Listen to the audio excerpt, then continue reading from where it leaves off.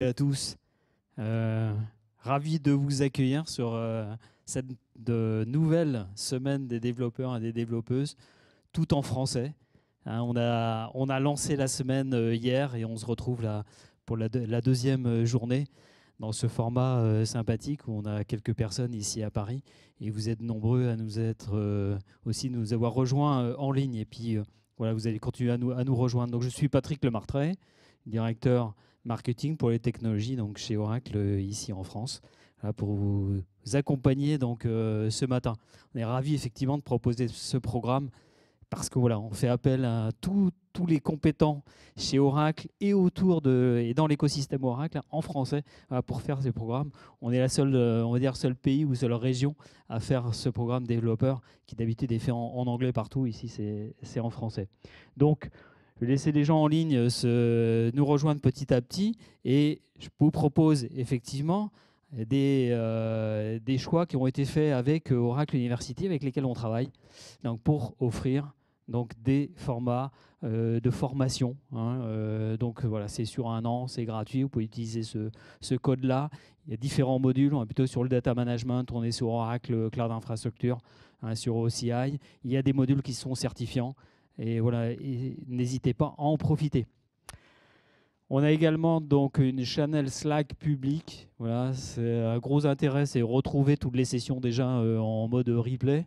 Hein, si vous voulez effectivement réviser par la suite. Et puis ensuite, nos experts sont connectés sur cette channel Slack, donc aussi vous pouvez échanger avec eux. Donc cette semaine des développeurs et des développeuses, voilà, elle se déroule en fait sur 3 jours. Dans quelques jours, vous aurez ce qui a été fait donc hier. Hein, on avait cette session sur toute la journée. On était plutôt donc sur le cloud natif hier, donc avec beaucoup d'éléments autour de l'intelligence artificielle. Et puis aujourd'hui, donc on va être plus concentré donc sur la base de données. Hein, la première partie, je dirais ce matin, c'est vraiment comprendre pourquoi une base de données Oracle est pertinente pour vos développements. Et puis on continuera aussi cet après-midi. Et enfin, donc demain, c'est la journée Java. Donc là, on a nos rockstars donc de Java. Il y a José Pomar, notre évangéliste, donc qui sera bien entendu parmi nous. Et voilà, tout un ensemble d'experts donc sur la journée Java. Pour ce matin, pour notre journée database hier, je vous fais rapidement l'agenda, super riche. Il y a 10 intervenants quand même ce matin. Hein, donc on va être, je pense, voilà, vraiment à la hauteur en termes de contenu. La deuxième partie en fait, de cette matinée, on sera sur les retours d'expérience. Hein, c'est ce que vous avez donc, à l'écran. Donc on commencera par Victor, on fera un retour d'expérience autour d'Oracle Autonomous DB.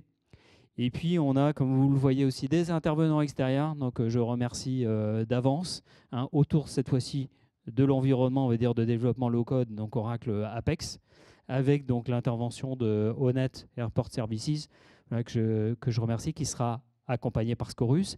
Et nous aurons également donc Allshare, qui sera accompagné par Talent. Donc, voilà cette deuxième partie, hein, orientée cas d'usage et orientée expérience. Pour ce matin, la première partie. Là, on retrouve nos rockstars, les meilleurs des meilleurs. Voilà, je n'ai pas de superlatif. Hein. On retrouvera Nicolas Désira, voilà, qui va nous parler, on va dire, machine learning pour faire simple.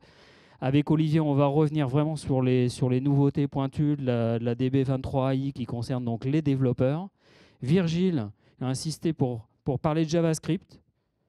Donc, on lui donnera la parole. JavaScript, ça permet vraiment d'augmenter la valeur avec voilà, rapidité pour vos développements.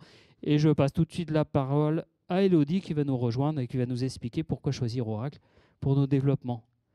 Elodie, si tu veux bien me rejoindre, je te donne le clicker.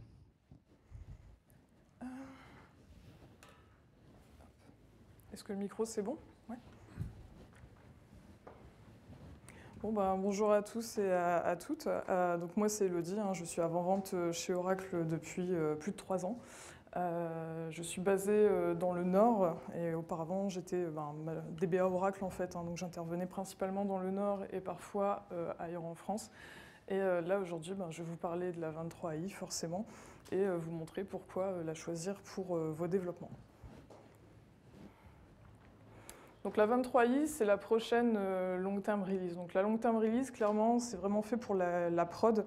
Par contre, les innovation release, qui sont, elles, supportées moins longtemps, elles sont vraiment pertinentes pour les développeurs pour pouvoir tester les nouvelles fonctionnalités. Vous avez vu pas mal de nouveautés, hein, forcément, donc ça va être abordé tout au long de la journée. Le chemin de migration vers la 23i, il est assez simple, hein, donc je pense qu'aujourd'hui vous êtes tous majoritairement sur de la 19c. Donc là, le chemin il va être direct vers la 23i ou alors depuis la 21c. Par contre, pour des versions antérieures, il faudra passer par ces versions passerelles, la 19 et la 21. D'ailleurs, n'hésitez pas à venir me voir à la fin des sessions si vous avez besoin d'outils, de ressources techniques. On a vraiment ça pour vous aider à faire la migration et aussi pour vous aider à passer sur l'architecture multi-tenant. Bon, Oracle, ça fait longtemps que ça dure, hein, et forcément, à chaque version, c'est nouveautés. Là, la 23i, vraiment, on voit qu'elle est vraiment orientée intelligence artificielle et développement, hein, que ce soit avec AI Vector Search, JSON Duality, GraphView, etc. Donc, c'est des sujets vraiment qu'on va aborder tout au long de la journée. On va également parler de base de données convergées.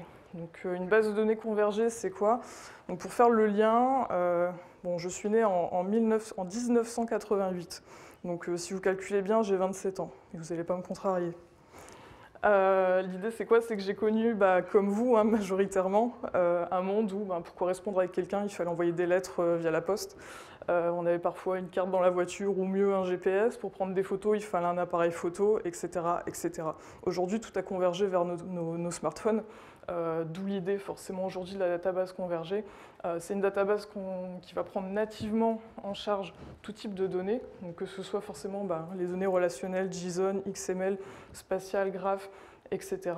Et c'est là aussi que c'est intéressant en fait pour les développements, c'est qu'on va avoir qu'une seule base de données et pas multiplier les bases de données en fonction des types de données qu'on va vouloir utiliser. Vous allez pouvoir la déployer donc, dans le cloud d'Oracle, hein, évidemment, mais aussi sur d'autres plateformes cloud, hein, par exemple Database Azure, tout ce qui va être Exadata, VMware, et aussi ce qui va être intéressant pour les développeurs, tout ce qui est containerisation avec Docker et Kubernetes. Donc première fonctionnalité qu'on va aborder, c'est JSON Relational Duality Views. Donc l'idée c'est quoi? C'est qu'on va faciliter en fait l'accès aux données.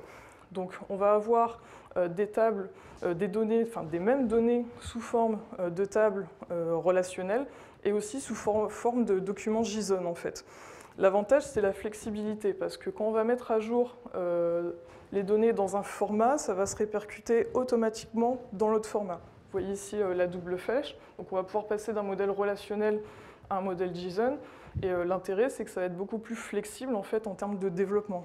Par exemple, là aujourd'hui, si j'ai envie de créer une appli pour faire l'agenda de Jill, je vais pouvoir la penser en mode relationnel ou en mode document JSON.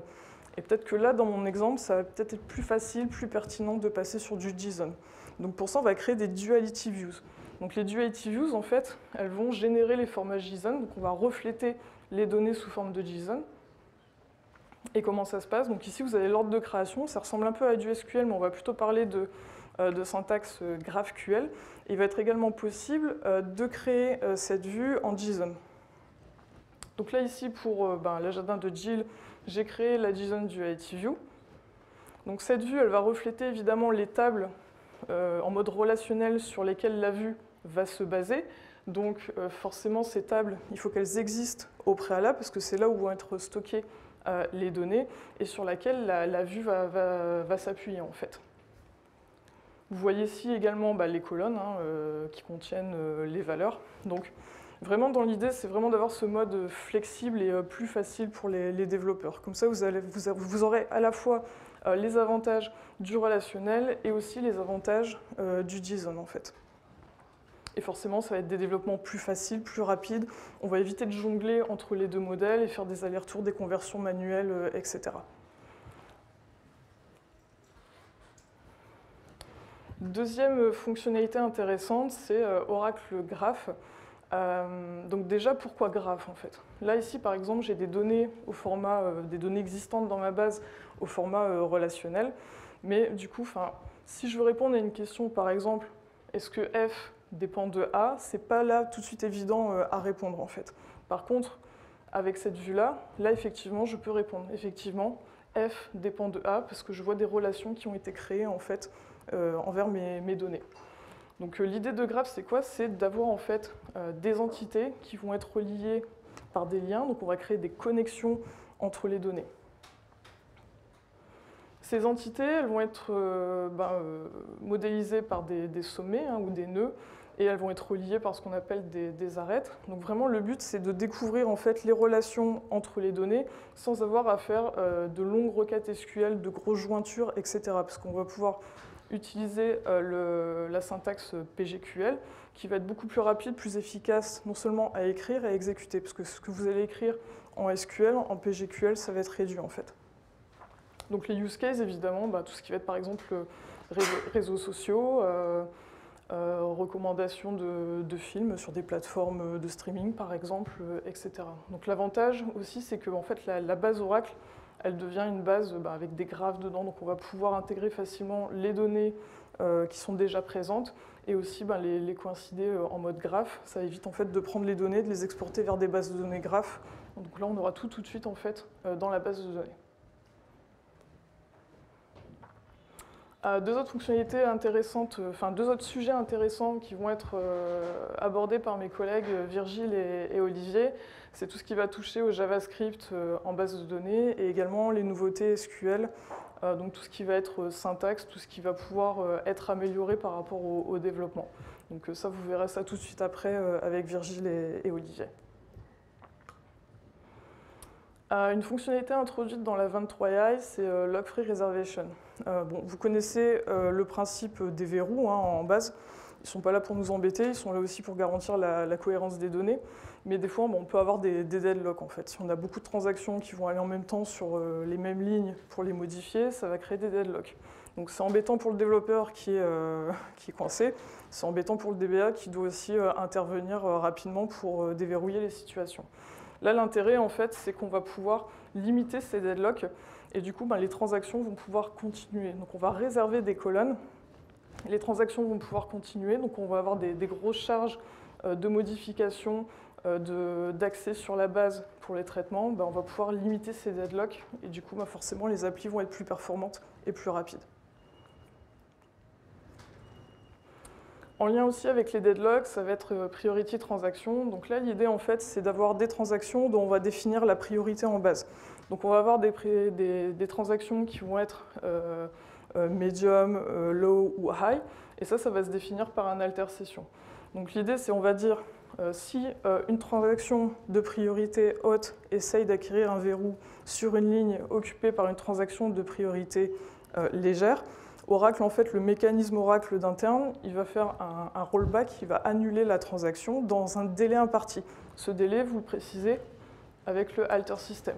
Du coup, ça permet aux transactions les plus importantes d'aboutir plus rapidement et aussi, forcément, on va éviter les deadlocks. Donc ça, en termes de perf aussi, pour les applis, c'est pas mal. Autre nouveauté aussi, le Oracle trucage. Donc Oracle trucage, c'est quoi? C'est une instance base de données Oracle, presque sans disque, qui va être déployée donc, devant la base de données principale. Donc l'idée, c'est que cette base, elle est en mémoire en fait, et toutes les données qui sont fréquemment consultées de la base de données principale, elles vont être dans le true cache.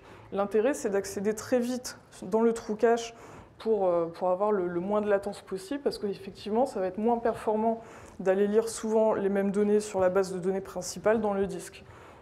Évidemment, le true cache, il va se mettre à jour. Si jamais il y a des données qui ne sont pas encore dans le true cache, il va aller les chercher directement dans la base de données principale. Et forcément, en termes de perf, ça va être bien mieux, surtout si vous avez des applis qui vont avoir des charges de lecture très intenses, parce que true cache est en lecture. AI Vector Search, ça va être abordé par mon collègue Victor tout à l'heure. Voilà, c'est un peu la fonctionnalité phare. Donc un vecteur, c'est quoi? C'est une suite de nombres appelées dimensions qui vont représenter les caractéristiques d'une donnée. Là, l'idée, clairement, c'est de faire comprendre aux machines la structure de la donnée, si la donnée elle est mal structurée, donc vraiment pour travailler en intelligence artificielle. Donc il faut voir ça comme un outil. L'idée, c'est pas que vous devenez des spécialistes de l'IA. Et du coup, ce qui est intéressant, c'est que si j'essaye de matérialiser, en fait, de vectoriser un incident support, donc je vais avoir mon vecteur avec ses caractéristiques produits, ses vérités, symptômes, statut, etc. Et en fait, ça va me permettre de faire de la comparaison de similarités. Donc, par exemple, les incidents support pour des ordinateurs portables, ils ne sont pas forcément similaires aux incidents support pour des ordinateurs de bureau, etc. Ça va marcher avec pas mal de sujets. Donc encore une fois, la base de données convergée, on va pouvoir avoir du JSON, du vecteur, on ne sera plus obligé d'avoir une base de données vectorielle parce que même ces données existantes, on va pouvoir aussi, les données existantes qui sont déjà en base, on va pouvoir aussi les vectoriser et les avoir tout de suite dispo dans la base en fait et travailler avec ça. Voilà ce qu'il y avait à savoir très rapidement. Pourquoi Oracle 23 AI, ça peut être pertinent pour vos développements. Déjà, donc, suivez-nous pour avoir tout le temps les dernières actus, que ce soit sur LinkedIn ou sur les sites web. Et également, que vous soyez dev ou DBA, testez-la. Et nous, on a des outils pour vous pour la tester gratuitement, c'est les Live Labs. Vous allez dans Google, vous cherchez les Live Labs d'Oracle, et en fait, vous allez avoir accès à plein de workshops selon votre profil, que ce soit développeur, data analyst, DBA, et aussi en fonction de votre niveau, débutant ou expert. L'idée, c'est vraiment de mettre les mains dans la techno, de l'appréhender, de la découvrir, tout en ayant un environnement qui va être préinstallé, préconfiguré tout de suite, dispo tout de suite. Et du coup, vous allez pouvoir dérouler un workshop pour appréhender la techno plutôt que de faire des environnements de test chez vous ou dans votre entreprise. Voilà. Et je vous remercie de m'avoir écouté. N'hésitez pas à me suivre sur LinkedIn, voire même à m'ajouter. Et surtout, n'hésitez pas à venir me voir si vous avez des questions par rapport au chemin de migration, upgrade, ou sur les sujets qui ont été abordés.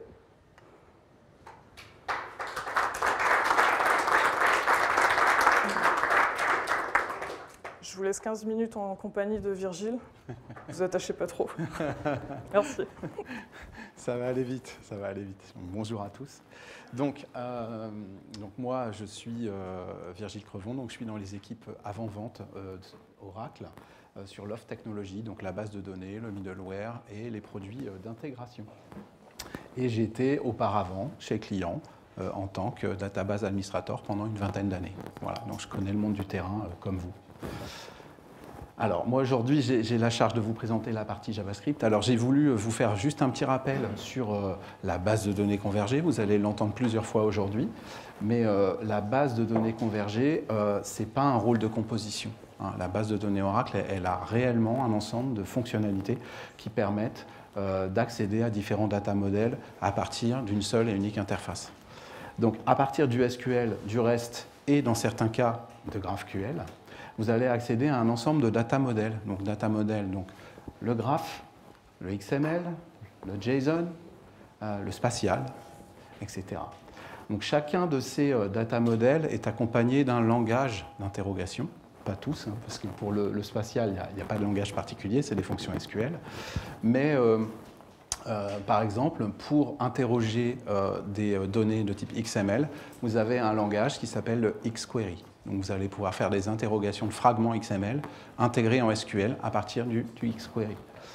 Si vous travaillez sur des topologies graphes, vous allez pouvoir utiliser le PGQL, Property Graph Query Language, qui va vous permettre d'interroger tout ce qui est Property Graph. Dans la base de données 23 AI, c'est une nouveauté. Si vous êtes dans des graphes un petit peu plus évolués, donc vous allez créer des ontologies, vous allez pouvoir utiliser le SparkQL, qui est un langage d'interrogation pour les graphes de type RDF. Si vous travaillez en base de données documentaire, puisque la base Oracle, elle sait faire aussi des documents, vous allez pouvoir, il n'y a pas de langage particulier, vous faites du SQL en notation pointée. Par contre, vous avez des API d'interrogation simplifiées, donc Soda et MongoDB. Voilà. Si on va un petit peu plus dans le détail sur les langages dits de programmation, donc là, à partir de Oracle 23 AI, vous avez un triptyque à votre disposition. Donc vous avez PL, que je connais depuis que le monde est monde, moi depuis l'an 2000. PL, SQL existe et s'améliore, continue d'être un langage très utilisé. Vous avez Java qui a été implémenté il y a plus de 15 ans dans la base de données Oracle. Donc, vous pouvez charger des classes Java et les exécuter. La seule limitation de la base de données, c'est qu'elle n'a pas d'affichage. Donc, toutes les fonctions d'affichage Java, elles ne marcheront pas, ce qui est normal. Et la nouveauté, qui pour moi est vraiment, vraiment importante, parce que comme je vous ai dit, la dernière implémentation d'un langage de programmation dans la base de données, c'était Java, c'était il y a 15 ans en avant. Là, vous avez une implémentation de JavaScript à partir d'un projet open source qui s'appelle GraalVM, qui est un moteur multilingual. Donc, une fois qu'on a dit ça, je vous ai dit, oui, JavaScript, c'est une nouveauté 23 AI. Pas tout à fait. En fait, c'est sorti en 21C. Donc, Elodie, on a touché un mot tout à l'heure. C'était une version technologie release. Donc, pour les développeurs, mais aussi pour certains clients qui pouvaient avoir besoin de fonctionnalités spécifiques, la blockchain, le JavaScript, etc. Et c'était une release initiale du JavaScript avec des limitations. Puisque c'était une release initiale, on pouvait faire uniquement appel à un package qui s'appelle DBMS MLE, donc l'équivalent de DBMS SQL, et donc créer du JavaScript dynamique uniquement dans cette release. En 23 AI, on a bonifié le sujet, comme un bon vin. Au bout de 2-3 ans, on a rajouté des fonctionnalités et on a une implémentation JavaScript qui est quand même beaucoup plus évoluée. Vous avez donc cette fois-ci ce qu'on appelle les modules. Donc les modules, ce sont l'équivalent des procédures stockées, mais en JavaScript. Donc vous allez stocker du code JavaScript dans la base de données, exposer des fonctions publiques et des fonctions privées, créer des environnements très importants dans JavaScript de la base de données, puisqu'il n'y a pas de file system dans une base de données, donc il faut pouvoir créer des espaces de noms pour appeler vos fonctions JavaScript. Voilà, bon, il y a un ensemble d'autres fonctionnalités. Je ne vais pas rentrer dans le détail aujourd'hui, on est en temps limité. Donc les 3 use cases sur le JavaScript qu'on va pouvoir positionner dans la base de données, le premier, c'est la création des fonctions qu'on appelle l'inline call specification. Donc vous allez créer des fonctions simples pour lesquelles vous allez définir des paramètres d'entrée, des paramètres de sortie et un petit peu de code JavaScript à l'intérieur.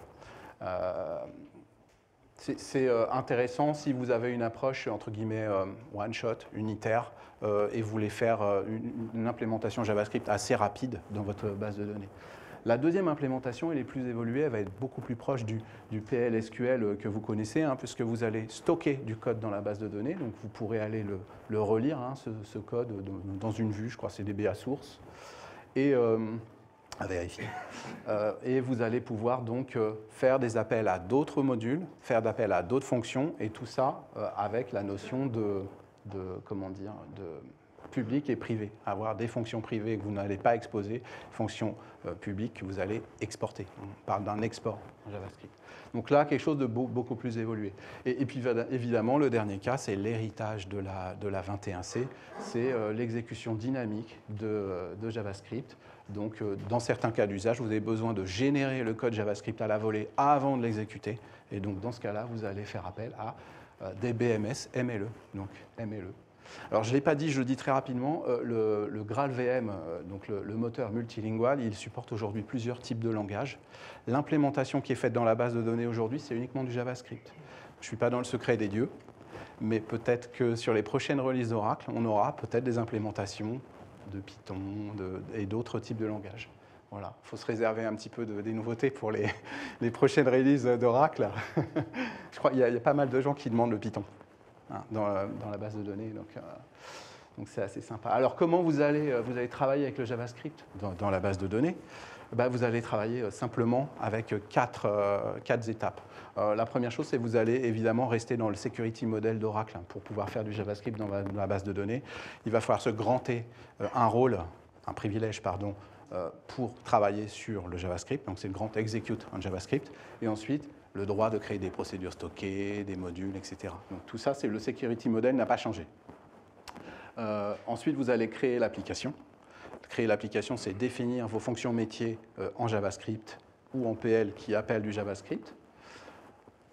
Ensuite, vous allez créer ce qu'on appelle des spécifications. Quand vous créez un module JavaScript, à chaque fois, vous êtes obligé de définir des specs, c'est-à-dire une sorte de classe d'interface, entre guillemets, pour faire la passerelle entre le monde du SQL et le monde du JavaScript.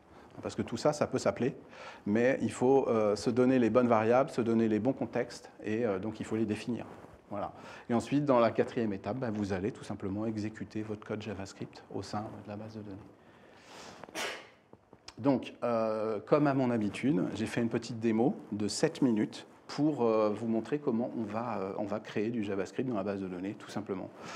Pour cette démo, j'aime bien les choses gratuites, donc j'ai utilisé VirtualBox, qui m'a permis de charger la dernière image Oracle Database Free en 23.7. Voilà, vous téléchargez ça sur le site d'Oracle, vous avez une image d'une base de données Oracle prête à l'emploi avec la partie SQL Developer Web, donc le composant ORDS qui est déjà préinstallé, pré-setupé. Il n'y a rien à faire, juste à trouver les bons numéros de port, c'est presque le plus dur.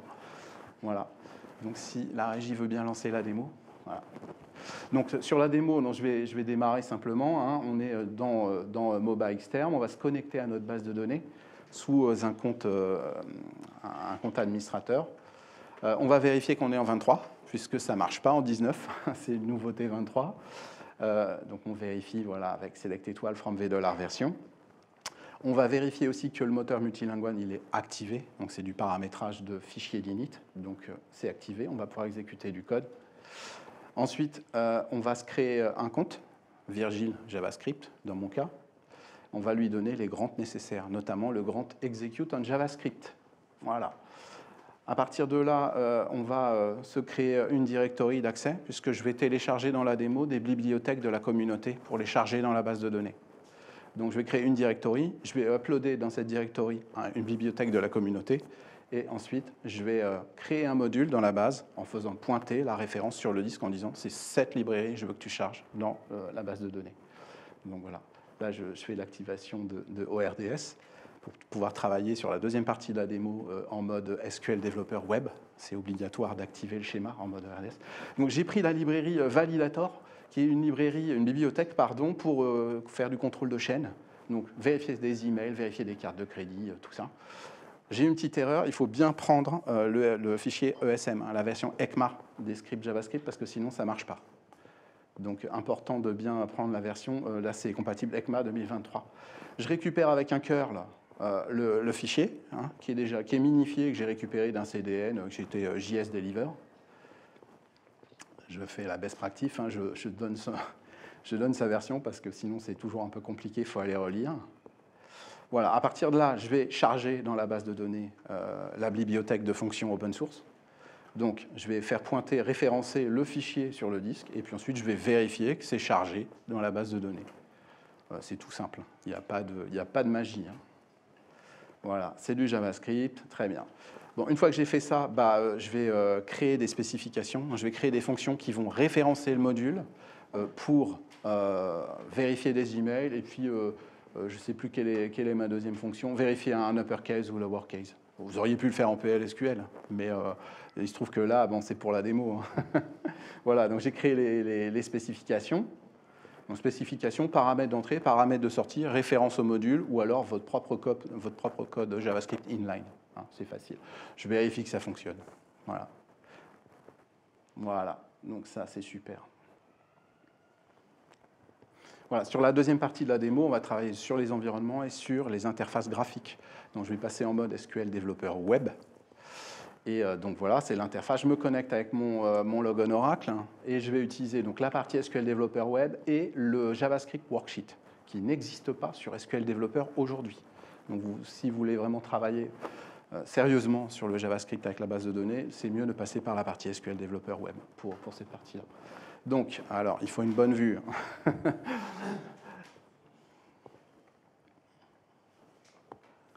Il faut une bonne vue. La démo est revenue en arrière, je crois. Voilà, donc j'ai ouvert la partie SQL Developer Web. Ça, c'est la partie JavaScript. Donc, je vois le validator. Le validator, c'est la fonction que j'ai chargée précédemment. Donc, on la voit bien, elle est disponible. Et je vais charger une fonction qui s'appelle une fonction helper qui va faire de la conversion de chaîne, de string to object. Je vais la charger directement en JavaScript à partir de l'interface là. Hein, donc, je prends mon code JavaScript, je fais un copier-coller et je vais compiler et ça va me créer la fonction JavaScript. Voilà. Donc, je vais lui donner un petit nom. Je l'appelle ORDS helper. Voilà, je vais la compiler, j'enregistre, je la compile. Et ensuite, je fais un refresh, je vérifie qu'elle est bien visible en tant que fonction, fonction helper. C'est une bibliothèque de conversion que je vais utiliser dans un module applicatif externe. Voilà, donc je l'ai fait en JavaScript. Là, je suis repassé, alors je ne vois pas les onglets, mais je pense que je suis repassé sur la partie SQL Developer Web. Et à partir de la partie SQL Developer Web, là, je vais faire du create module et lancer mon code JavaScript. Donc, j'ai plusieurs manières de compiler du JavaScript dans la base. Soit je le fais directement, soit je fais create module, je donne le code, soit inline, soit je le prends à partir du disque. Là, ce que vous voyez, c'est sur la partie environnement. Je vais compiler ma fonction métier avec un alias qui n'existe pas encore, qui est la fonction helper, mais que je l'ai appelé helpers. Et quand je vais créer l'environnement, je vais pouvoir aliaser ma fonction avec le nom que j'ai donné sur les imports. Donc ça, les environnements, c'est pour vous permettre, pour du code métier, de dire j'appelle des fonctions en recette, en dev 2.1, etc. Donc, tout votre code porte le même nom, mais les fonctions appelantes seront différentes en fonction de l'environnement. C'est l'idée de l'espace de nom. Voilà, pour créer l'environnement, une ligne de commande, c'est facile. Je crée un environnement, je lui dis je te référence ce module avec tel alias. C'est une bibliothèque en l'occurrence. Voilà. Voilà. Ensuite, je vais graphiquement regarder sur la partie environnement, hein, si je ne me trompe pas. Je vais aller regarder sur la partie environnement que j'ai bien défini mes imports. Voilà, on les voit sur la droite, le nom d'apport. Donc l'alias que j'ai donné pour mon nom de module helper, je l'ai appelé helpers, et sa référence, un module qui s'appelle helper module DNS, ou RDS, pardon. Je rajoute la fonction métier dans cet environnement pour que tout puisse s'appeler, pour que la fonction métier puisse s'appeler elle-même éventuellement, et pour qu'elle puisse référencer des bibliothèques externes au sein du même environnement. L'espace de nom, toujours pareil. Voilà, une fois que j'ai fait ça, je fais une validation. L'environnement, il est prêt, et ensuite, je vais aller vérifier graphiquement pour ma fonction métier quelles sont ses dépendances. Parce que des fonctions métiers qui font appel à beaucoup de bibliothèques, ça peut vite devenir un peu inextricable. Qui référence quoi? Et dans la partie graphique du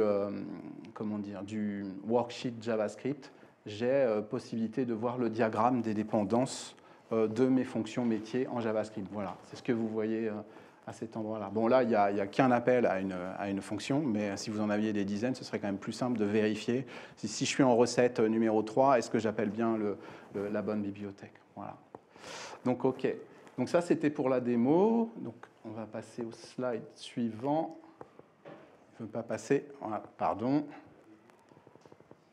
Voilà. C'était les takeaways. Donc, je vous ai montré là rapidement qu'on peut aller assez vite dans le JavaScript avec la base de données. Vous pouvez charger facilement soit des modules, des bibliothèques de la communauté et les mettre dans la base de données, les utiliser simplement en créant des spécifications.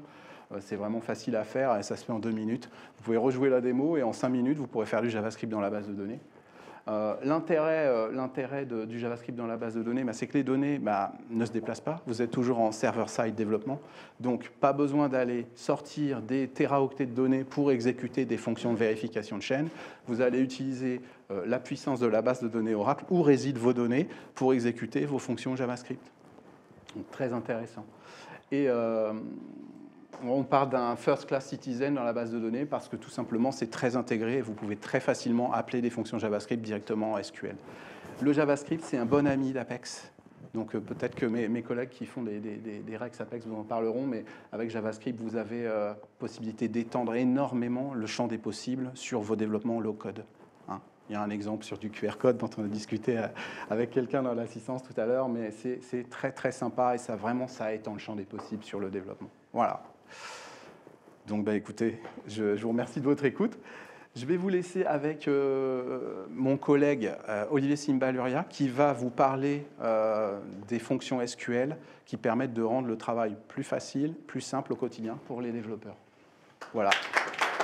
Merci. Merci beaucoup Virgile.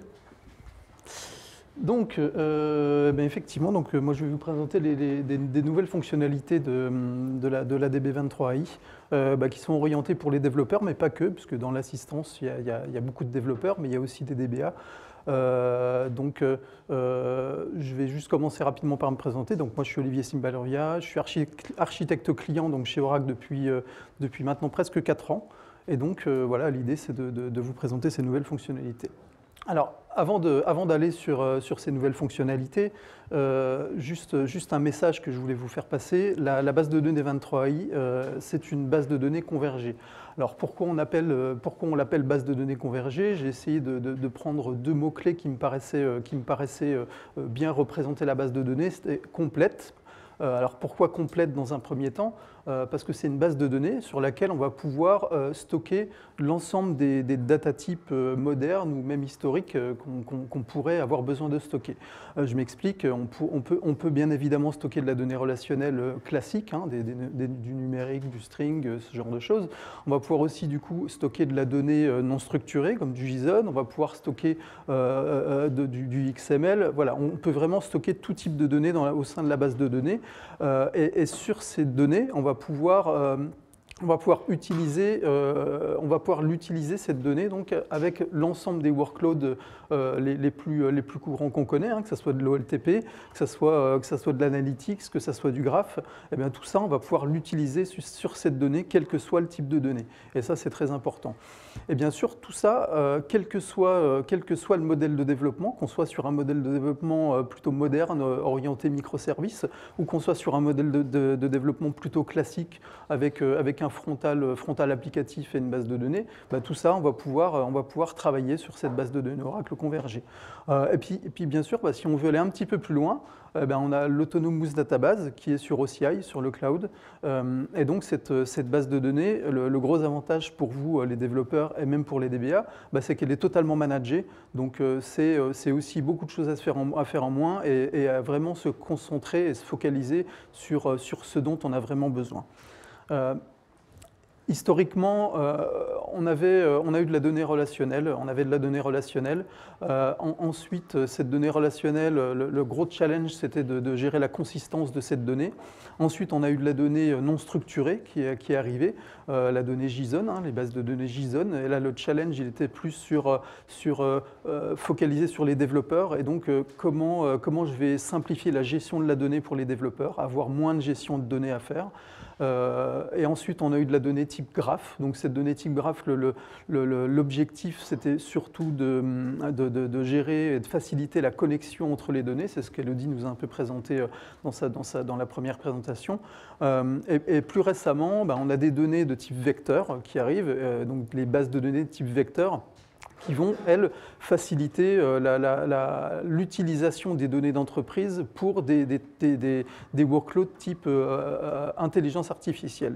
Et tout ça, finalement, la base de données Oracle, elle va vous permettre d'unifier tous ces mondes-là, de réellement unifier tous ces mondes-là et de travailler sur l'ensemble de ces données en même temps, sur tous les types de workloads qu'on va avoir besoin. Donc, maintenant qu'on a évoqué ce sujet, l'idée maintenant c'est de vous montrer un petit peu quelles sont les nouvelles fonctionnalités, quelques nouvelles fonctionnalités, puisqu'on a un temps limité, donc il y a plus de 300 nouvelles fonctionnalités, donc l'idée c'est de vous montrer quelques nouvelles fonctionnalités qui peuvent réellement avoir de l'intérêt pour vous, que vous soyez développeur ou DBA ou autre. Donc, premier point, c'est quelque chose qui était très attendu, c'est des évolutions au niveau du SQL. Une première grande évolution, ça va être le fait de pouvoir mettre des jointures sur des updates ou des deletes, ce qui n'était pas possible avant. On ne pouvait pas faire de jointure, et donc on était obligé soit de faire du exist, soit de faire du in, ce qui était potentiellement coûteux dans certains cas en CPU. Donc ça va déjà améliorer la lisibilité des requêtes et aussi améliorer la performance. Le deuxième point, c'est le fait de pouvoir faire maintenant du group by alias ou position. Donc ça, c'est aussi important parce que ça va aussi améliorer grandement la lisibilité, parce qu'auparavant, on était obligé de répéter l'ensemble du contenu du select sans les agrégats pour pouvoir faire son group by. Donc là, on va rejoindre un petit peu ce qu'on fait déjà avec l'order by. On va le faire du coup avec le group by. C'est beaucoup plus simple et beaucoup plus lisible. Le point suivant, c'est le select sans le from. Ça, c'est pareil, en termes de lisibilité, c'est pas mal aussi. Souvent, quand on voulait aller rechercher la date, on fait un select sysdate from dual. Le from dual, maintenant, il ne va plus être obligatoire. aléatoires. Donc ça permet aussi de faciliter les exécutions et améliorer la lisibilité. Le point suivant, c'est le fait de pouvoir, ça c'est aussi un point qui est très intéressant, auparavant on était obligé de faire plusieurs ordres insert into values pour pouvoir insérer de la donnée. Maintenant en fait on va pouvoir faire un seul ordre insert into values et mettre une liste de lignes qu'on va vouloir insérer séparées par des virgules. Donc c'est pareil, ça simplifie grandement l'exécution de scripts, surtout quand on va vouloir faire des scripts, ça va simplifier grandement les scripts. Encore un point qui va aussi vous faciliter la vie sur les scripts, c'est le fait de pouvoir ajouter des instructions. Dans les instructions create et drop, on va pouvoir ajouter pour l'instruction create, on va pouvoir ajouter le if not exist, create table if not exist. Et de la même manière, on va avoir le drop table if exist. Et ça, je pense que ça a beaucoup d'intérêt, surtout quand on fait des scripts. Et ça va permettre justement de ne pas polluer les logs de vos scripts par des informations qui ne sont pas utiles.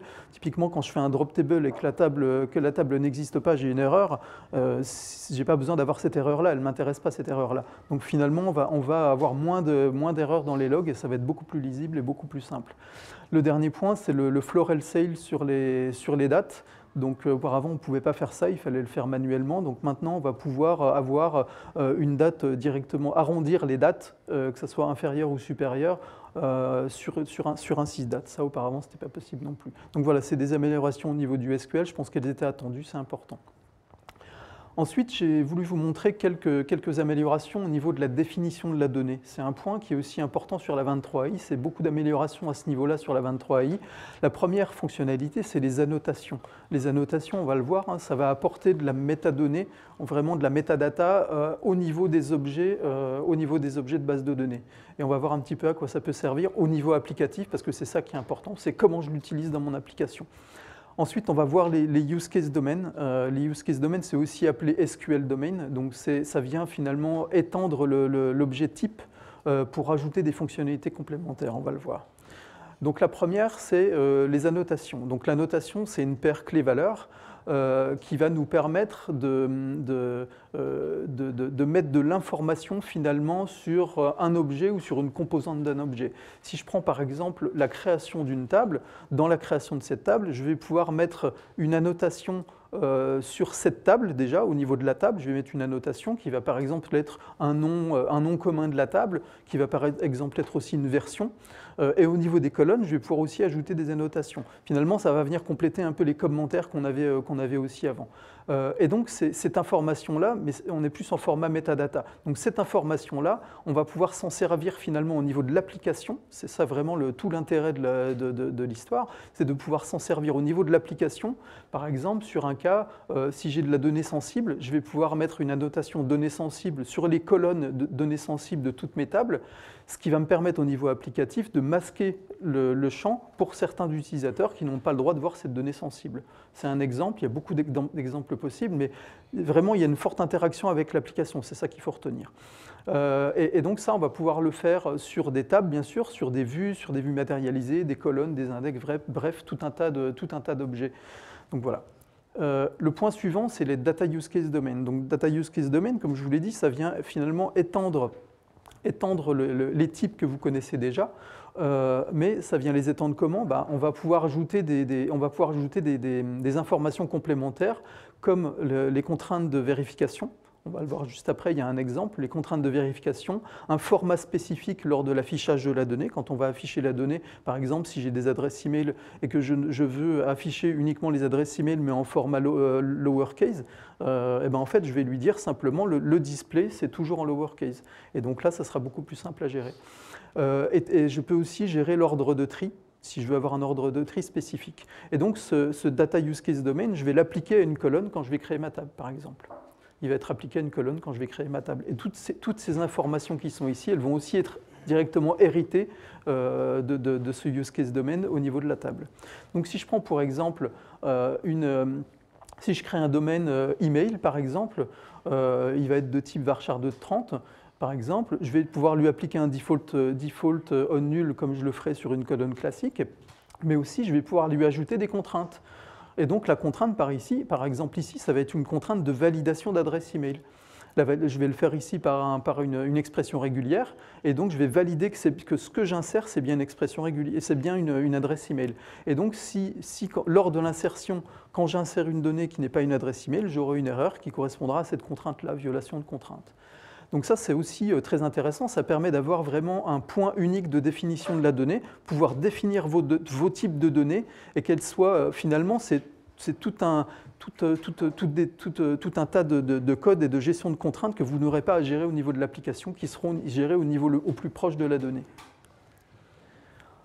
Ensuite, j'ai voulu vous présenter deux nouveaux datatypes. Alors, il y a plusieurs nouveaux datatypes qui arrivent dans la 23i. Il y en a un autre, par exemple, le booléen, qui arrive aussi. Je ne l'ai pas montré, mais il y a le type booléen qui arrive dans la 23i. Moi, je me suis focalisé sur deux nouveaux datatypes. Le premier, c'est JSON datatype. Alors, vous allez me dire, JSON, ça fait longtemps qu'on peut mettre du JSON dans la base de données. Effectivement, on pouvait le faire avant, mais c'était en LOB. Maintenant, à partir de la 23i, on va pouvoir du coup avoir un datatype JSON dédié pour le JSON, datatype natif. Et ensuite, on va avoir un datatype vecteur qui va être utilisé pour la vectorisation de vos données d'entreprise à destination de l'intelligence artificielle. Donc, ici, pour la partie JSON, bien sûr, vous allez pouvoir utiliser du JSON dans vos bases de données. Alors, l'usage, il peut être multiple. Ça peut être simplement l'ajout d'un champ JSON à une table existante, une table relationnelle existante, pour la traiter dans votre application. Mais ça peut être aussi, si vous voulez aller un peu plus loin, ça peut être aussi la création directement de collections JSON. On va pouvoir créer des collections JSON directement et les manipuler ces collections JSON. Alors la collection JSON, ça va être au format table. On va créer, finalement, ça va créer une table. Et dans cette table, il va y avoir un champ ID et un champ JSON. Et donc, ça va vous permettre de les manipuler directement. Vous allez aussi pouvoir créer une vue qui va être, elle, sur une table relationnelle. Je prends l'exemple ici, MovieRel, qui est une table relationnelle, et vous allez créer une vue qui est une représentation JSON de cette table relationnelle. Donc ça, c'est intéressant aussi. Et le troisième point, c'est JSON Duality View. Ça a déjà été un peu évoqué ce matin par Elodie. Il y a une session cet après-midi qui va être à 17h par Loïc Lefebvre. Je vous invite à la suivre. Il va présenter toutes ces fonctionnalités autour de JSON, dont JSON Duality View, qui est vraiment très intéressant. Ensuite, au niveau de JSON, vous allez pouvoir aussi valider votre schéma JSON. Ça, c'était quelque chose qu'on ne pouvait pas faire avant. Maintenant, on va pouvoir le faire directement au niveau de la base de données. Vous allez pouvoir valider que la structure JSON qui est dans la base ou qui est en passe d'être insérée est validée par la structure que vous lui donnez en termes de data type, par exemple. Donc ça, c'est un point aussi important. Et vous allez aussi pouvoir, du coup, en PLSQL, c'est aussi deux nouvelles fonctionnalités. Vous allez pouvoir désérialiser et sérialiser le JSON. Donc, il y a une fonction JSON qui est apparue qui va permettre de convertir du JSON en array PLSQL directement. Et la JSON Serialize qui, elle, va permettre de convertir un array en JSON directement. Donc, ça, c'est aussi des nouvelles fonctions qui arrivent en 23i. Enfin, la partie vecteur data type, donc ça a déjà été un peu évoqué. Le vecteur, c'est quoi? Donc, c'est une représentation sémantique d'un objet multimédia. Donc, c'est une représentation sous forme de suite numérique. Et donc, ça va permettre quoi? Ça va permettre de pouvoir faire des comparaisons, des similarités entre les objets. Si par exemple, j'ai une image qui représente une maison, je vais vouloir rechercher l'ensemble des images qui ressemblent à celles que j'ai ici. Donc, c'est ce que les vecteurs vont pouvoir faire. Et donc, si je veux aller un petit peu plus loin, en fait, j'ai une nouvelle fonctionnalité qui est Select AI. Select AI, c'est quoi? Ça va vous permettre de poser une question à la base de données en langage naturel directement, et la réponse va vous être donnée en format résultat. Donc, ça va créer la requête SQL correspondant à votre question, ça va l'exécuter, et ça va vous donner le résultat. Mais pour vous, les développeurs, un truc qui est intéressant, ça va être surtout de générer cette requête-là directement, sans avoir à générer du code SQL. Vous allez pouvoir directement générer le code SQL que vous souhaitez en posant simplement une question et vous l'adapter en fonction de vos besoins. Et ça, c'est super intéressant pour vous les développeurs, effectivement. Enfin, juste rapidement, donc l'idée ici, c'était de vous montrer, on a la base de données convergée, il y a beaucoup d'outils qui gravitent autour de cette base de données convergée. Il y a par exemple Oracle Code Assist, qui va vous permettre, en langage naturel, encore une fois, de générer du code pour l'instant, c'est du code Java, donc ça va vous permettre de générer du code Java et SQL ou PLSQL. directement en fonction des questions que vous posez en langage naturel. Vous avez REST Data Service, Oracle REST Data Service qui permet d'APIfier la base de données. Si vous maîtrisez moins le SQL, vous maîtrisez peut-être plus l'API REST, vous allez pouvoir interroger la base de données directement au format API REST avec AutoREST par exemple. Vous allez pouvoir faire du low-code avec Apex, développer des applications avec Apex. Avec Transaction Manager, vous allez pouvoir gérer vos transactions microservices directement avec Transaction Manager for Microservices. Et enfin, on a un peu évoqué aussi, mais vous avez un PC, vous avez Docker, déployez la base de données sur Docker, très rapide, très simple à faire. Vous avez un Docker Compose et vous déployez directement votre base de données sur Docker et la même chose sur Kubernetes sans aucun problème. Ici, je vous ai partagé quelques ressources, elles vont vous être partagées dans le chat aussi. Le premier, c'est un ensemble de projets open source dont Oracle est contributeur, dont l'opérateur pour Kubernetes, pour déployer plus facilement sur Kubernetes. Le second, c'est un free tier sur le cloud Oracle. Vous avez aussi la DB23 Free for Dev qui est gratuite, vous pouvez l'utiliser avec toutes les fonctionnalités qu'on vient de montrer ici. Et enfin, les Live Labs, super important, si vous voulez vous former, n'hésitez pas. Je vous ai mis ici aussi un Live Lab qui est selon moi intéressant pour vous parce que vous avez vraiment l'ensemble des fonctionnalités, enfin elles n'y sont pas toutes, mais il y a beaucoup de fonctionnalités de la 23i majeures et vous avez l'occasion de les tester et de travailler dessus. Voilà. Donc, merci beaucoup de votre écoute. Je vais passer la main maintenant à Nicolas Desira qui va vous parler d'OML4P. Merci. Merci, bonjour à tous. Donc, je me présente, Nicolas Desira, je suis technologie solution ingénieur chez Oracle. Et sur cette session, je vais vous parler de machine learning et comment profiter du machine learning qui est embarqué dans la base avec le langage de prédilection des data scientists, c'est-à-dire Python. Donc Python, comme vous le savez, c'est le top langage en termes de programmation, ça fait partie du top 3 des langages utilisés. Et en termes d'IA, c'est le langage principal, largement au-delà devant ses concurrents tels que R, SQL ou JavaScript par exemple. Donc avant de rentrer dans le vif du sujet, on va d'abord parler des capacités d'IA natives dans la base Oracle. On va partir de la droite vers la gauche, on va d'abord partir sur la partie Generative AI. Donc en 23 AI, on intègre des appels possibles à des IA génératives, telles que ChatGPT, telles que Cohere, telles que OCI Generative AI. Alors bien sûr, le LLM, il n'est pas dans la base directement, mais on a des appels, des méthodes pour appeler à partir du SQL directement des IA génératives. Ensuite, ce qu'on fait, c'est qu'on a rajouté également en nouveauté, c'est la partie AI Vector Search. On vous en a déjà un petit peu parlé. Donc ça permet de vectoriser des informations dans la base de données. Et ensuite, une fois qu'on a ces vecteurs, on peut les stocker dans la base et faire de la recherche de similarité, typiquement sur des images, sur des textes ou sur de l'audio par exemple. Voilà, donc ça, c'est vraiment extrêmement intéressant, c'est tout nouveau. Et donc ça permet aussi de combiner la partie vectorielle avec la partie relationnelle, puisqu'on a, comme vous le disiez Elodie, la partie convergence, et donc on va pouvoir croiser de la donnée vectorielle avec de la donnée, relationnelle. Et puis le point qui va nous importer aujourd'hui, c'est la partie modèle prédictif, machine learning embarqué dans la base.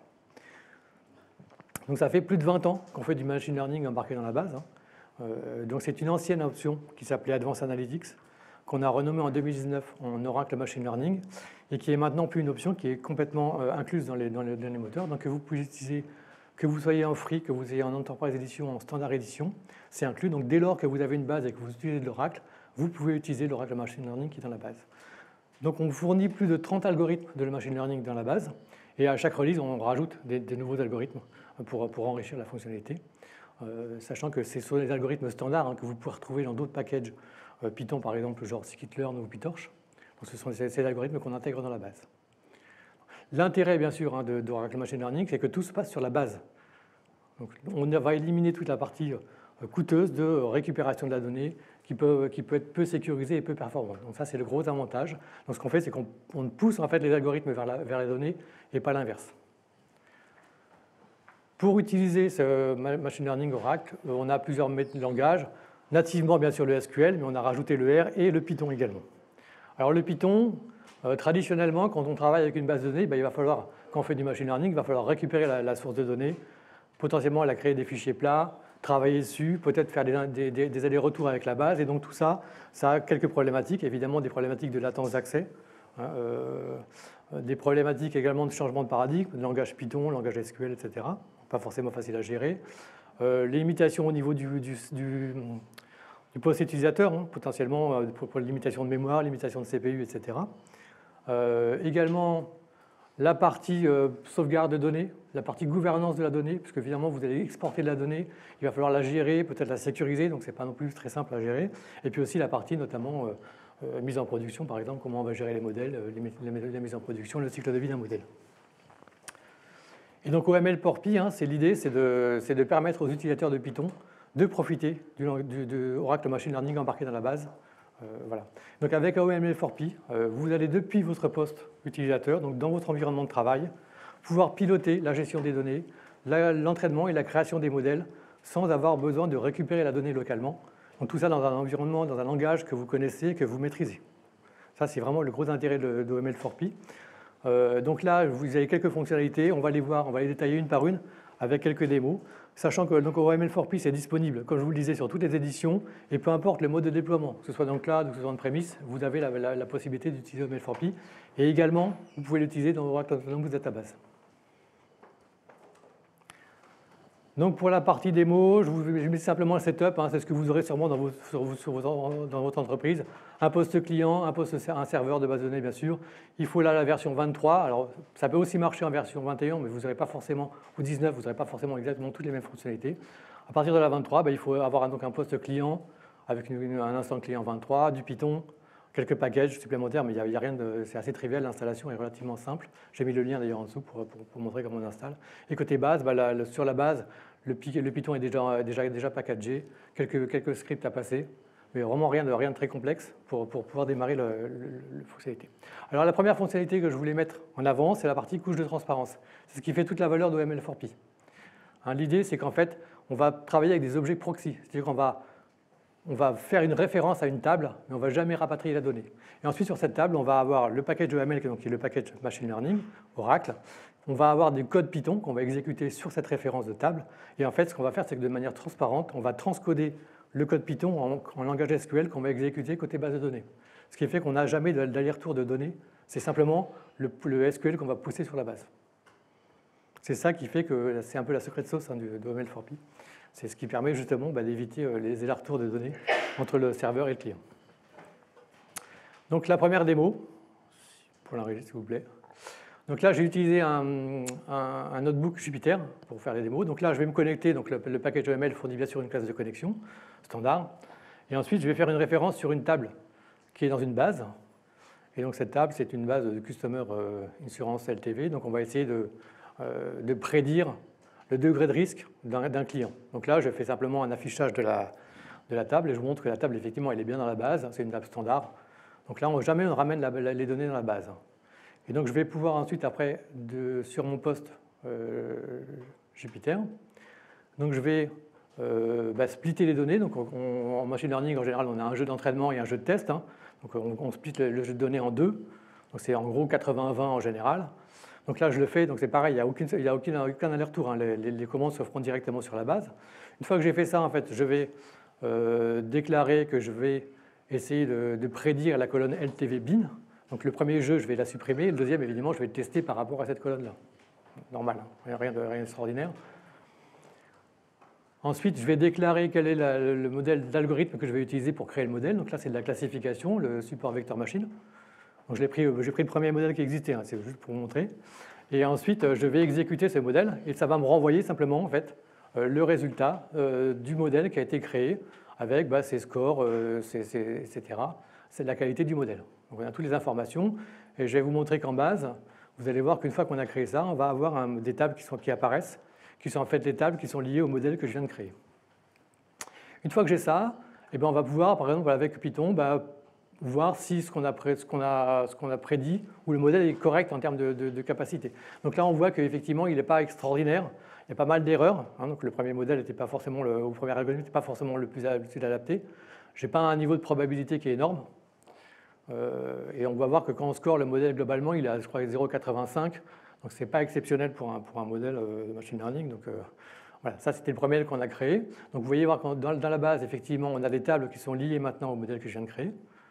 Et on a une vue qui recense les modèles de machine learning. Et là, on a un modèle qui est créé directement dans la base. Voilà. Alors les modèles, ils ne sont pas persistants à la session. Donc si on veut les faire persister, on a un data store dans la base, où on va pouvoir stocker et sauvegarder le modèle directement dans la base. Ce qui fait qu'on se déconnectera, on pourra ensuite repointer sur ce modèle et retravailler dessus de manière tout à fait standard. On pourra le référencer et l'utiliser ensuite pour d'autres. Et ça permet comme ça de gérer facilement le cycle de vie. Quand on veut remettre un modèle à jour, et ben on supprime l'ancien modèle et on recrée, on réimporte un modèle dedans. Alors, c'était en avant plutôt.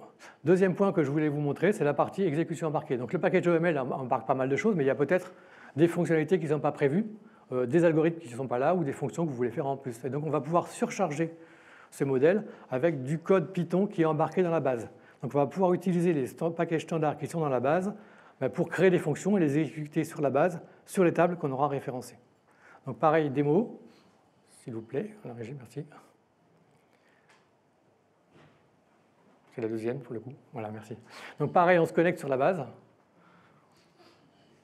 Une fois connecté, on va créer une fonction. Donc c'est une fonction Python tout à fait standard. Vous voyez dans la fonction, j'utilise le package scikit-learn pour utiliser la régression linéaire. Donc ça, je crée cette fonction. Et pareil que le stockage des modèles, on va pouvoir stocker également les scripts dans la base. Donc je vais stocker mon script. Je vais l'enregistrer. Ce qui fait que, pareil, ultérieurement, je pourrais le réutiliser sur d'autres fonctions. Donc, une fois que j'ai créé ce script, eh ben, je vais référencer une table qui est dans la base. Donc, je vais faire un proxy object sur la table iris. Alors là, c'est un petit peu après. Voilà. Là, je vais faire mon proxy object sur la table iris. Donc, je vais vous montrer que la table, évidemment, elle est en base, bien sûr. Voilà, c'est la table iris qui est là. Donc, c'est des tables standards qui sont utilisées pour des démos en machine learning.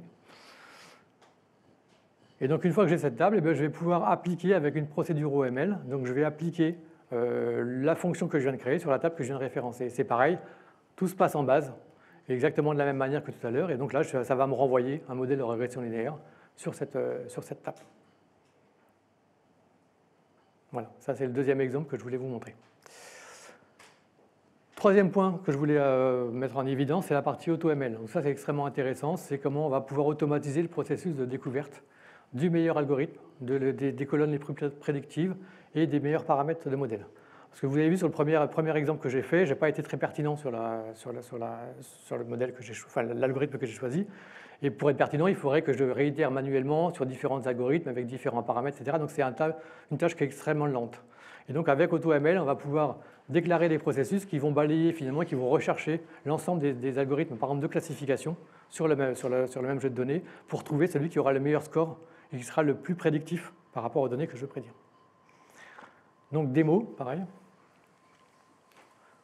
Donc là, pareil, je me connecte. Alors là, je rajoute une connexion avec un pool de connexions. C'est facile à configurer sur la base, de manière à pouvoir lancer les processus en parallèle et profiter justement de la puissance d'Oracle pour faire du parallélisme des process, et on va exécuter ces process sur la base. Donc là, c'est pareil, je vais référencer la même table que tout à l'heure et on va voir si on améliore finalement avec l'AutoML la partie prédiction.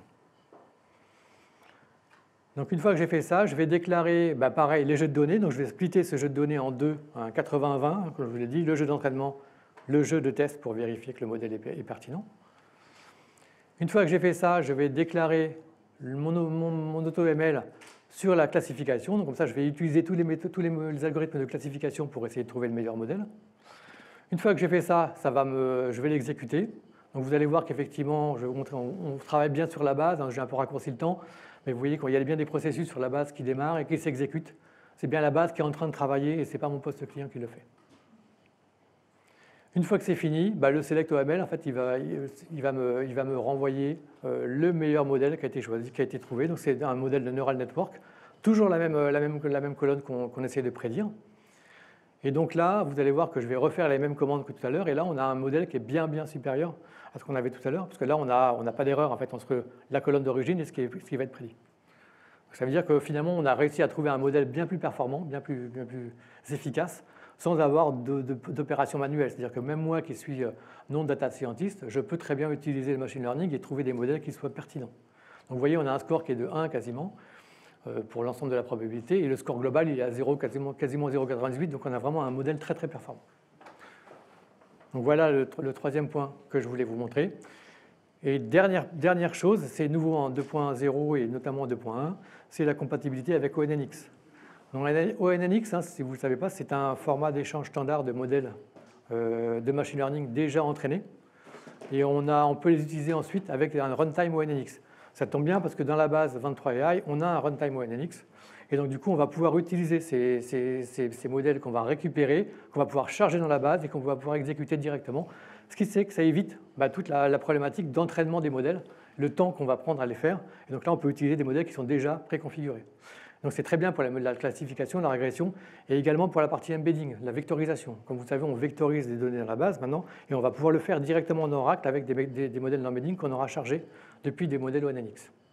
Donc pareil, une petite démo. Donc il y aura deux aspects dans la démo. Donc c'est la dernière démo. Donc pareil, je me connecte toujours sur ma base. Là, je vais créer un pipeline avec une config et je vais récupérer en fait un modèle de machine learning depuis Hugging Face, qui est un modèle machine learning qui fait de l'analyse des sentiments. Donc c'est un modèle de classification. Donc là, je vais faire un template pour simplement labelliser finalement les retours. Je pourrais les mettre en français, là je l'ai mis comme ça, mais on peut changer les labels. Une fois qu'on fait ça, on crée un pipeline, donc une condition. Donc le Hugging Face, il peut être direct connecté sur Internet ou en local, un repository local, et ça se fait depuis le poste client, toujours, jamais depuis le serveur. Une fois que j'ai fait ça, je charge le modèle dans la base. Donc une fois que j'ai chargé le modèle dans la base, vous allez voir que dans la base, je vais avoir les mêmes tables qui apparaissent, qui sont les tables qui sont liées à ce modèle. Voilà, donc les tables apparaissent. On peut même aller dans les tables pour regarder un peu les données et bien vérifier qu'on a un modèle d'embedding, par exemple. Et puis on aura également la vue qui va vous permettre de bien valider que le modèle est là. Donc on a bien un modèle de classification qu'on vient de charger, qui s'appelle émotion, et qui pour le coup est un peu plus volumineux, qui fait 500 mégas quand même. Donc là, on l'a chargé dans la base. Et après, je vais pouvoir l'utiliser, faire une requête SQL depuis Python, par exemple, pour prédire. Alors là, j'ai utilisé une table de spectateurs de cinéma qui ont vu un film, qui ont donné un avis, et on va scorer finalement ou labelliser les avis des spectateurs. Est-ce que c'est un avis positif, négatif, admiratif, neutral, etc. Et donc simplement en faisant ça, donc la table, là, je vous montre, la table est là, c'est une table avec tous les avis autour d'un film. Et donc ensuite, simplement, j'exécute cette requête sur SQL sur l'avis. Et là, donc, du coup, vous voyez, en premier choix, j'ai le sentiment qui ressort finalement de l'avis qui est donné. Donc ça permet de classifier l'ensemble des informations qui sont dans la base. La deuxième petite partie que je voulais vous montrer, c'est aussi comment on va travailler avec de l'embedding. Donc là, on va, pareil, de la même manière, on va créer une configuration et on va importer un modèle d'embedding, de vectorisation dans la base. Donc là, on va de la même manière charger le modèle dans la base. Donc là, vous allez voir qu'effectivement, une fois que j'ai fait ça, dans ma base, j'ai de nouveau des tables qui apparaissent, qui sont des tables liées à ce nouveau modèle que je viens de créer, avec effectivement une vue dessus qui référence bien le modèle que je viens de créer. Et on voit bien que c'est un modèle d'embedding, donc c'est bien indiqué. Donc une fois que j'ai fait ça, je vous montre juste la table. Voilà. Donc on voit bien l'embedding, on peut faire de la recherche de similarité avec des fonctionnalités de genre cosinal. Une fois que j'ai fait ça, je vais exécuter une requête simplement pour vous montrer qu'une fois qu'on a ça, on peut vectoriser avec le modèle que je viens de créer. Donc là, j'exécute ma requête et là, j'utilise le modèle que je viens d'utiliser et avec ça, je vectorise le texte que je viens de créer. Alors, je pourrais après, bien sûr, le stocker et faire de la recherche de similarité ou faire de la recherche de langage naturel. Par exemple, poser une question ou rechercher des avis qui parlent de telle chose et je pourrais récupérer le contenu des textes. Donc voilà pour le dernier point en avance que je voulais montrer. Donc en synthèse, Oracle Machine Learning for Python, c'est vraiment donner aux utilisateurs Python, aux data scientists, la possibilité d'utiliser du machine learning dans la base embarquée et donc de profiter de toutes les performances, d'hériter de la performance, de la sécurité, d'avoir un moteur de calcul un peu plus puissant que son poste de travail et d'éliminer toute la partie aller-retour de données et risques en termes de sécurité. Voilà, merci. Je vous remercie et je vais passer la main donc à Patrick Lamartré pour la suite de la session.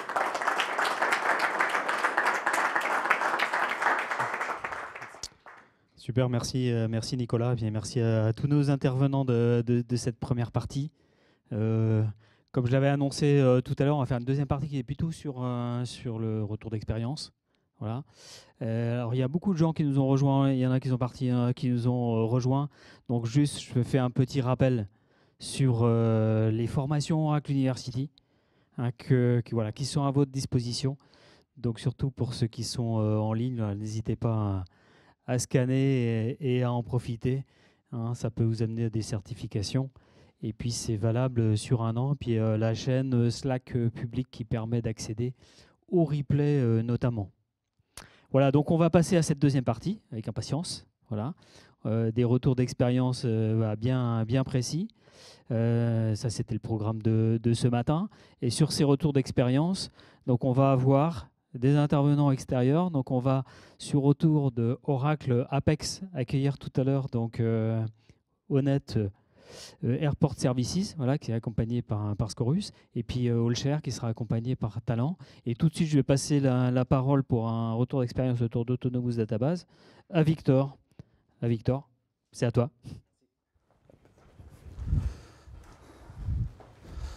Bon, merci Patrick pour cette introduction. Du coup, moi, je vais démarrer de cette série de retours d'expérience. Je vais démarrer avec un retour d'expérience qui va parler de comme quoi un client qui utilisait une base open source pour des besoins de base vectorielle a testé et pendant un POC a pu voir les différentes capacités de la base Oracle Autonomous. Et du coup, on va voir un peu de technique, on va voir aussi un peu ressenti de ces équipes développeurs, comment ils trouvent la base de données et les différentes capacités. Donc, voilà. Pour vous mettre un peu en contexte, ces clients, c'est un grand groupe français et comme toutes les entreprises, aujourd'hui, ils cherchent des use cases IA. Donc, un des premiers use cases identifiés a été comment je peux augmenter la productivité et la collaboration des équipes avec un moteur de recherche plus global au sein du groupe. Donc, c'est un peu le concept de RAG que vous connaissez peut-être, donc Retrieval Augmented Generation, pour incorporer des données d'entreprise aux IA. Et en fait, la problématique que ces clients trouvaient, c'était qu'ils ne voulaient pas manager la base de données. Donc, ils ne voulaient pas devoir rentrer dans leur VM pour gérer dans la ligne de commande certains aspects de la base de données. Ils ne voulaient pas escaler à la main quand il y avait besoin. Ils ne voulaient pas même gérer des fois de la partie backup, sécurité et tout ça. Ils voulaient déléguer, en gros, ça à Oracle. Donc, c'est pour ça que le modèle Oracle Autonomous les intéressait, parce que c'est un modèle de responsabilité partagée entre Oracle et les clients. Donc, ils s'occupent de la data, ça c'est la responsabilité ADE, mais tout ce qui est le management d'infrastructure, patching, tuning et d'autres tâches qu'on va voir plus tard, c'est à Oracle de gérer. Donc, pour parler un peu technique, qu'est-ce que ces clients utilisaient ? C'était une base de données open source vectorielle. Pour ceux qui connaissent un peu, c'est sûrement que vous aurez entendu parler. Pour héberger tout ce qui est log et historique JSON, une base NoSQL. Et aussi un service managé pour tout ce qui est l'interprétation de documents. Donc, dans le type de pipeline d'intelligence artificielle, il y a tout le pré-processing qui va prendre en compte tout type de documents, que ce soit Excel, PDF, PowerPoint, un peu tout type de fichiers confondus. Et donc, c'est la partie, on va dire, pour faire l'intégration initiale. Comme quoi, Oracle s'est proposé de faire cette test et donc faire ces POC, c'est avec une seule instance Oracle Autonomous. Comme mes collègues ont évoqué pendant toutes les sessions de ce matin, la base de données Oracle est une base convergée, donc il peut avoir plusieurs types de workloads dans la base de données.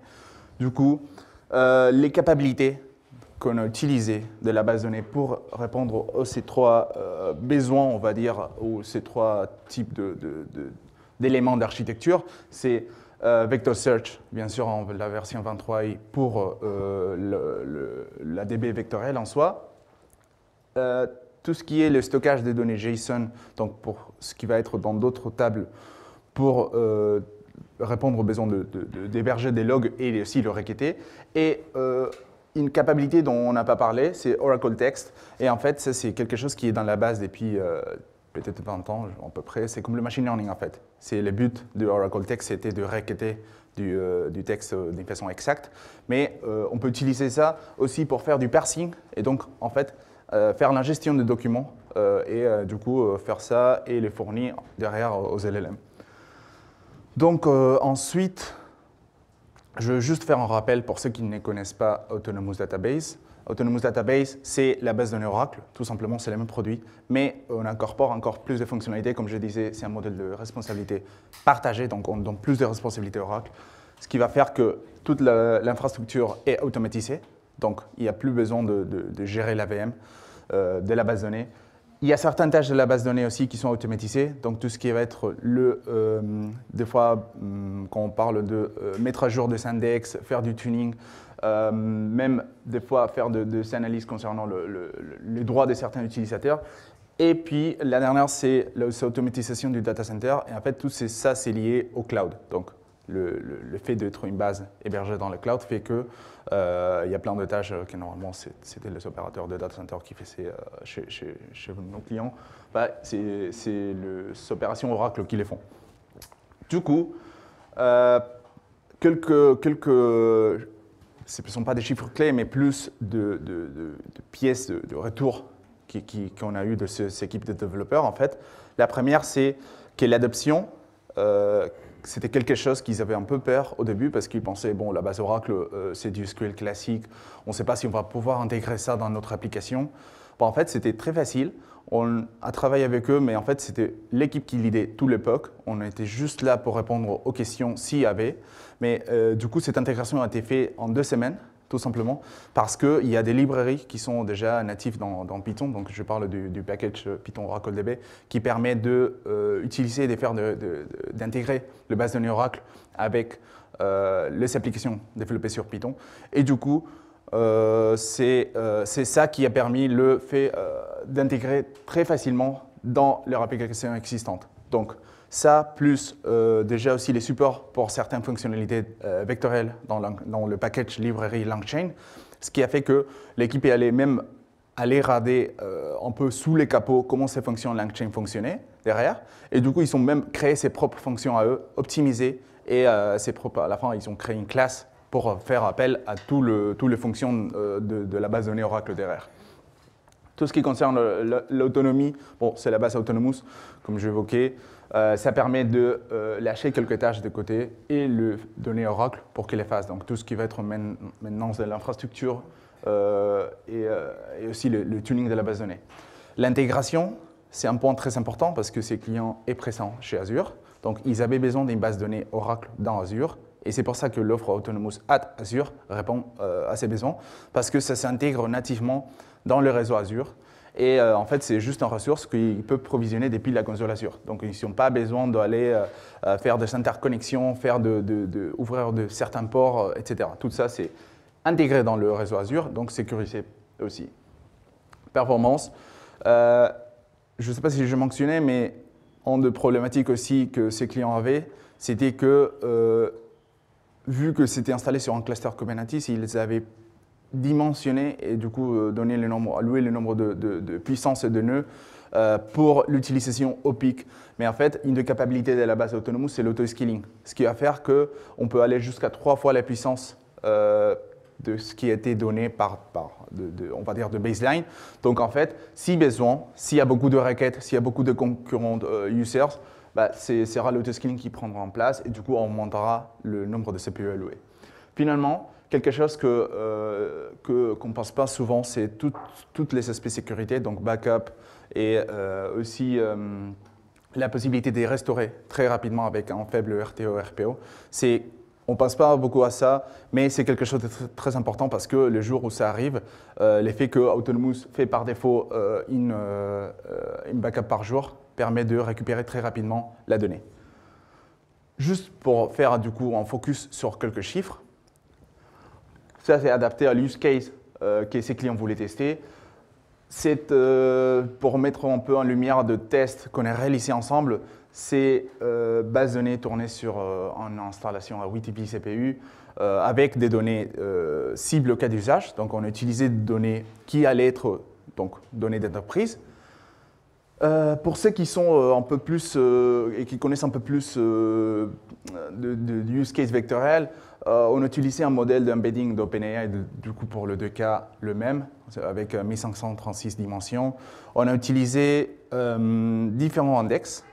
Du coup, on a utilisé 10KNN pour cette solution open source parce que déjà, c'est comme ça qu'ils ont réussi à avoir la meilleure performance. On a utilisé IVF avec Autonomous. Pourquoi? Parce qu'ils voulaient voir jusqu'à où IVF pouvait répondre. Donc, juste pour rappel, IVF, c'est un type d'index qui utilise pas si tant de mémoire que HNSW. Et en fait, c'est aussi pour ça qu'ils voulaient voir si, avec une faible mémoire, les résultats étaient pertinents. Et du coup, les résultats, juste pour vous donner une ordre d'idée, ce n'est pas un benchmark, ce n'est pas quelque chose qu'on peut dire, voilà, c'est comme ça tout le temps. Mais c'est quand même intéressant de voir comment l'optimisation en fait, de la base de données pour le vector search permet d'avoir des résultats même plus rapides avec beaucoup moins de puissance. Et en plus, un point, pour moi, c'est un des points les plus importants, c'est la dernière ligne, c'est qu'il y a les supports pour faire toutes ces convergences dans la même base de données, permet de faire des index aussi qui font référence des fois à des vecteurs, qui font aussi référence à des colonnes qui ne sont pas vecteurs, donc c'est plus sur des données relationnelles, c'est plus sur des données JSON et d'autres types de données. Donc en fait, c'est cette convergence au sein de la même base. On voit la base comme une plateforme qui va permettre de traiter tous ces types de use cases différentes. Comme conclusion, 3 points, c'est que ne faut pas négliger les optimisations qui sont faites avec le soft. Dans ces cas-là de la base de données Oracle, c'est que pas tout le temps le fait d'avoir la même puissance veut dire d'avoir le même résultat ou que ce soit très, très corrélé. Et du coup, un point très important aussi, c'est l'effet d'avoir plus de temps pour faire du développement. C'est que l'intégration a été faite, le provisioning de la base de données a été fait juste, ça prend quelques minutes. Il n'y a pas eu besoin d'installer ça sur une VM ou faire d'autres choses. En général, tout se passe via la console. Donc, les opérations et surtout l'adoption, c'est très, très facile. C'est fait très rapidement avec l'interface web. Il y a aussi tout ce qui est la mise en production qui est très facilité parce que c'est les mêmes scripts et ils ont créé leur propre classe à eux.